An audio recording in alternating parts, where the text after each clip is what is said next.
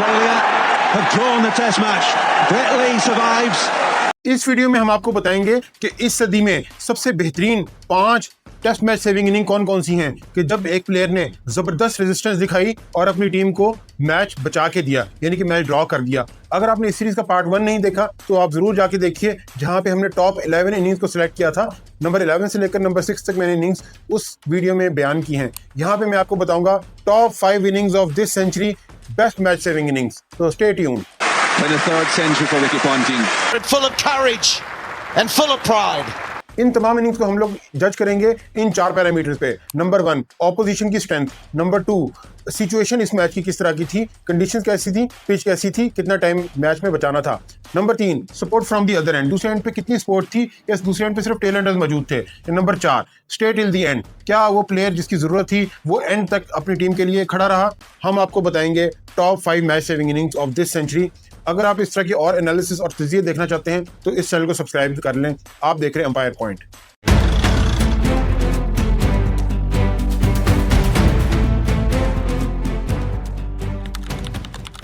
Number 5 पे जो inning हमारे पास है ये है very very highly rated inning, जो कि थी रिकी पॉन्टिंग की 2005 एशेज।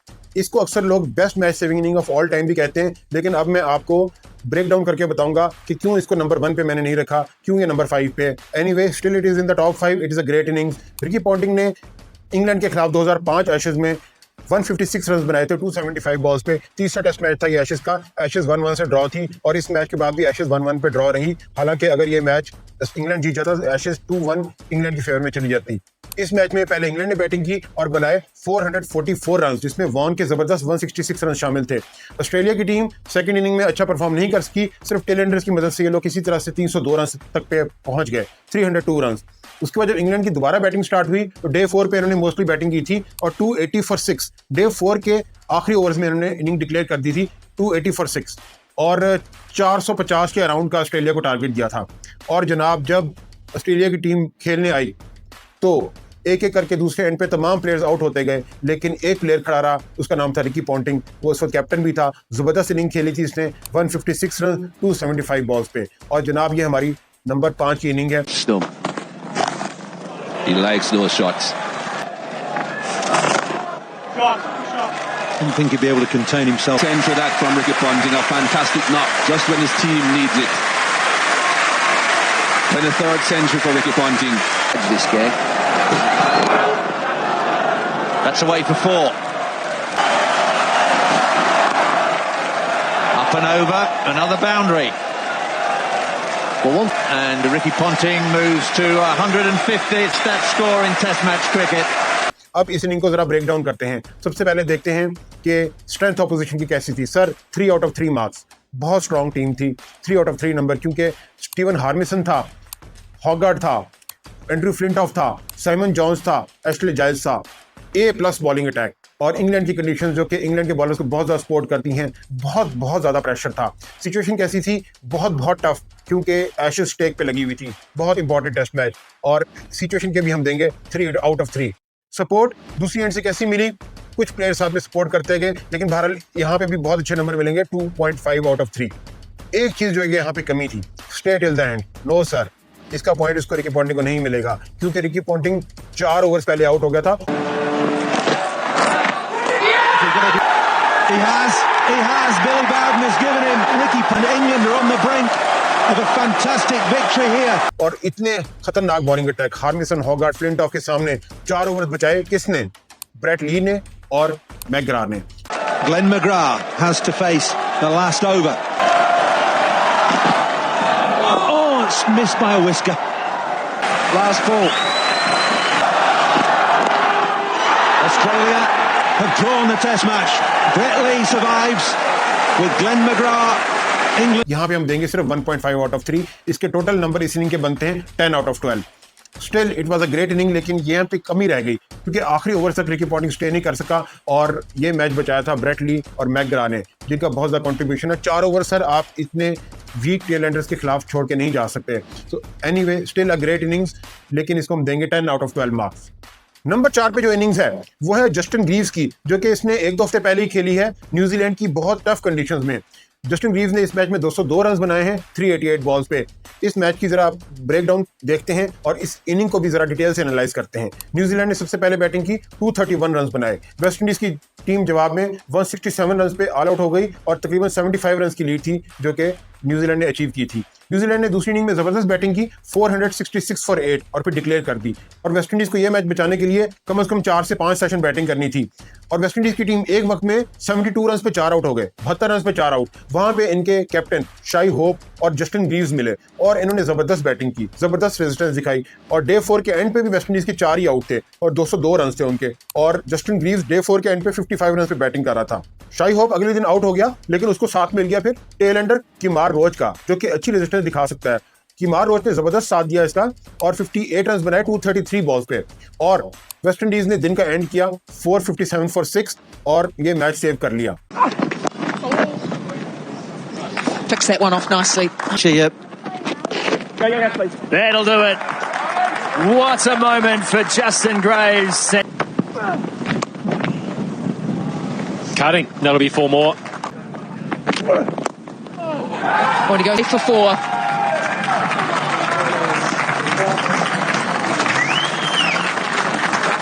अब इस इनिंग को जरा पॉइंट देते हैं। स्ट्रेंथ ऑपोजिशन की कितनी थी मैं आपको बॉलिंग अटैक बताता हूं। Matt Henry, Foulkes, Jacob Duffy, Michael Bracewell, Rachin Ravindra. Sir ये A+ बॉलिंग अटैक नहीं है, टू बी ऑनेस्ट। स्ट्रेंथ को हम देंगे ऑपोजिशन की स्ट्रेंथ को 2 आउट ऑफ 3। सिचुएशन कैसी थी? Very very difficult. 4 आउट पहले हो गए थे, 3 आउट ऑफ 3। सपोर्ट मिली या दूसरे एंड से नहीं मिली? यस, शाई होप की जबरदस्त सपोर्ट मिली और किमार रोच की भी सपोर्ट मिली, तो 2 आउट ऑफ 3।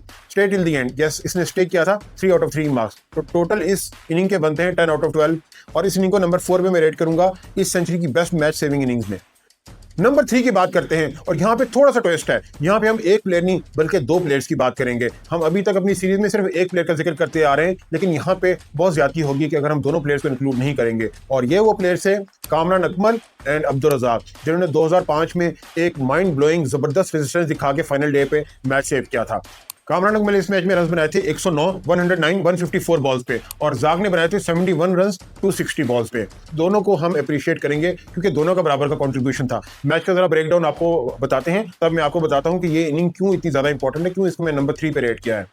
सबसे पहले पाकिस्तान ने बैटिंग की 312 रन और सबसे ज्यादा रन बनाए थे आसिम कमाल ने 91 run. I don't know Asim कमाल कहां पे चला गया, गुमनाम हो गया।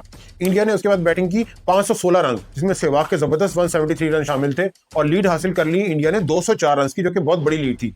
और तीसरी इनिंग में जब पाकिस्तान की बैटिंग जब दोबारा आई डे 4 पे, टी ब्रेक से भी पहले 10 रन पे पाकिस्तान के 3 प्लेयर्स आउट हो चुके हुए थे। वहां पे जनाब पाकिस्तान के प्लेयर्स इंजमाम ने और यूसुफ ने और आसिम कमाल ने थोड़ी सी रेजिस्टेंस दिखाई, लेकिन इंडिया की स्कोर पूरी होते होते लीड पूरी होते होते पाकिस्तान के 6 आउट हो गए थे। डे 4 पे एंड पे पाकिस्तान की स्कोर थी 257 फॉर 6 और लीड थी सिर्फ 53। और ये एक्सपेक्ट किया जा रहा था कि शायद डे 5 के लंच से पहले ही मैच खत्म हो जाएगा। This is day 5, start of day 5 and India find themselves in a winning position. और इंडिया का ये मोहाली का क्राउड आप देखें, फुल खचा खच भरा हुआ था। Everyone was waiting for the India's victory up to the lunch या मैक्सिमम टिल हाफ डे। लेकिन अब्दुल रज़ाक और कामरान अकमल अमेजिंग बैटिंग की और तमाम पाकिस्तानी भी पाकिस्तान की हार का ही वेट कर रहे थे, लेकिन इन दोनों का इरादा कुछ और था। अब कामरान अकमल ने बहुत तेजी के साथ रन बनाए, एग्रेसिवली खेला। Oh, lovely shot. That is a terrific shot. It would have done. It's flared at it. Goes down to third man. Oh, that's a cracking shot. Kamran Akmal Drives and finds the gap. And the ball is going to go all the way. So first test match 100 for Kamran Akmal. और अब्दुल रज़ाक ने extreme resistance दिखाई, बहुत ज्यादा patience के साथ batting की। कामरान अकमल ने बनाए 109 रन 154 बॉल पे, रज़ाक ने 71 260 बॉल पे, जबरदस्त। और पाकिस्तान ने 293 का टारगेट देके इनिंग को डिक्लेयर किया और आखिरी कुछ ओवर्स में इंडिया को बैटिंग दी ताकि एक बाकी की सीरीज के लिए एक स्ट्रॉन्ग नोटिस जाए। और यस, पाकिस्तान ने सीरीज इंडिया जाके ड्रॉ कर ली थी, इसलिए इस मैच की बहुत ज्यादा इंपॉर्टेंस है। स्ट्रेंथ बॉलिंग सबसे पहले मैं आपको बताता हूँ इंडिया के बॉलर्स कौन से थे। जहीर खान, बालाजी, इरफान पठान, अनिल कुंबले, सब बॉलर बहुत फॉर्म में थे। इस बॉलिंग अटैक को कितनी स्ट्रेंथ देंगे? आई थिंक 3 आउट ऑफ 3, क्योंकि तमाम बॉलर्स मुकम्मल फॉर्म में थे। सिचुएशन कैसी थी? Very very difficult, 3 out of 3। Support from the other and ये इन दोनों प्लेयर्स को एक दूसरे की सपोर्ट थी, बकाया तो कोई सपोर्ट नहीं थी, टेल एंडर भी इतने अच्छे नहीं थे, तो 2 आउट ऑफ 3 और stay till the very and किया इन्होंने, yes stay till the very and किया, लेकिन बहरहाल एंड पे टी के बाद तो स्टे करने की जरूरत भी नहीं थी, इतना ज़्यादा प्रेशर टी से पहले खत्म हो गया था, इसलिए हम कहेंगे 2.5 आउट ऑफ 3। ओवरऑल के पॉइंट्स बनते हैं 10.5 out of 12, another great match saving effort. अब हम बात करते हैं नंबर 2 इनिंग्स की, और जनाब यहाँ पे आके आखिरी जो 2 इनिंग्स हैं, यकीन करें बहुत मुश्किल था इन इनिंग्स को रेट करना, क्योंकि पॉइंट सिस्टम के ऊपर इन इनिंग्स को रेट किया जाए ये बहुत गलत था, क्योंकि बहुत बहुत अच्छी इनिंग्स थी।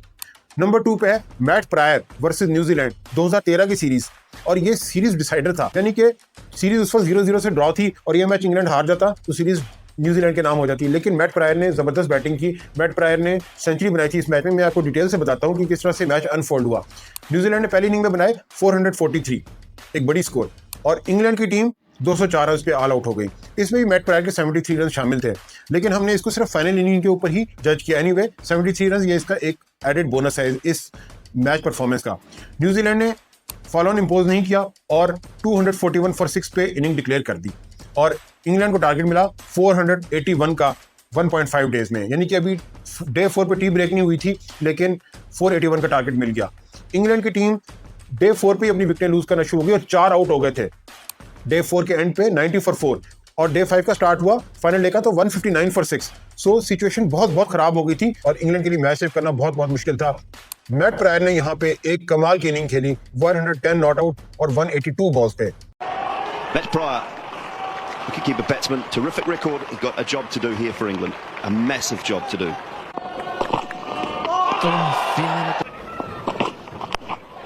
Over she goes. He's still prepared to play a shot. Close, very close. Oh! Did they have the peg? Yes, it did. Yeah, big inside edge again. Pulled this time, powerfully, away for 4. Up it goes, hits the helmet, drops down, right at the base of the stump. Oh, that's not a bad shot, is it? That's ability. Goes to yet another Test match half century. It's a wonderful record. Up and over, there's 2 men fielding. The faster one, nicely controlled though from Pryor. Just swiveled and stared it down to the vacant fine leg. In the air and away to the boundary.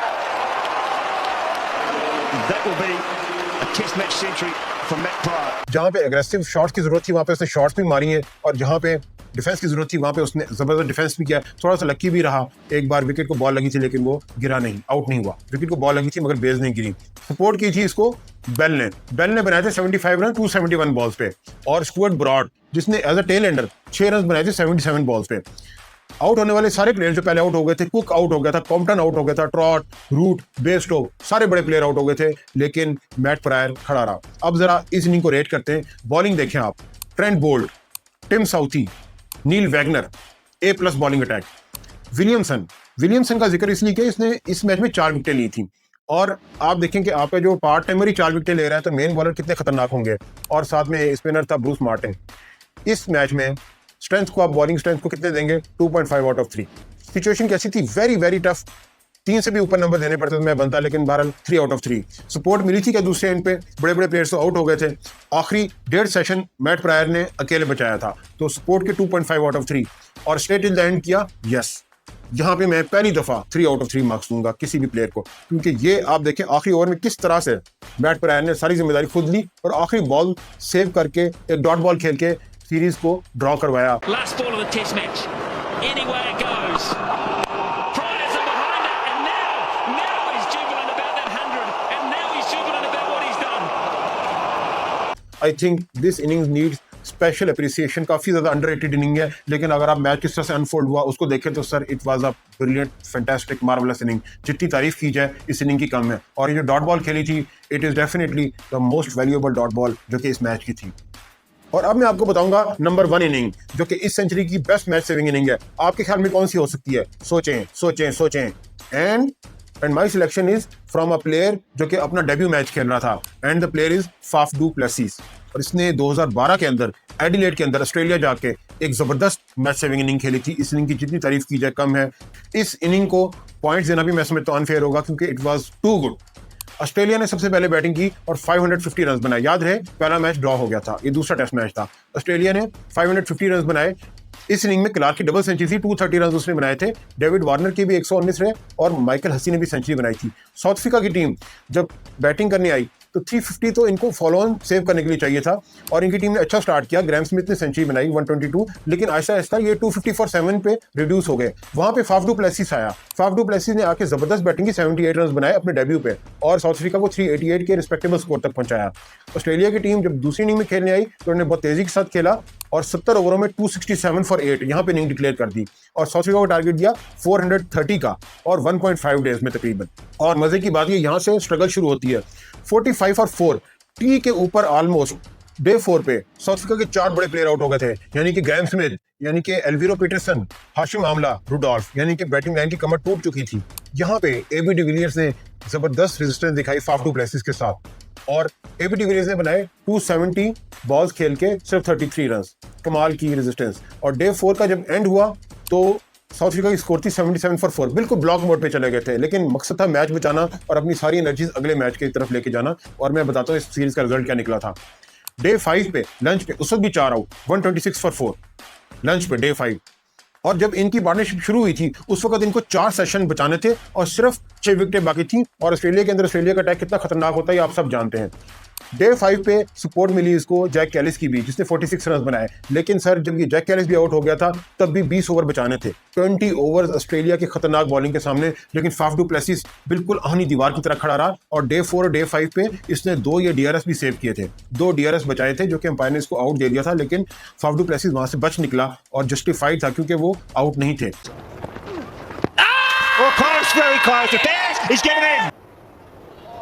What was the problem? Big shout as it hit the pad. अब देखते हैं bowling attack क्या था। Seidel था, lion था, Pattinson था, हेल्फिन house था और पहली इनिंग में इन्होंने 8 बॉलर यूज किए, दूसरी इनिंग में भी 6-7 बॉलर्स यूज किए। बहुत ज्यादा मुश्किल इनको पेश आ रही थी फाफ डू प्लेसिस को आउट होने में। फाफ डू प्लेसिस आउट नहीं हुआ।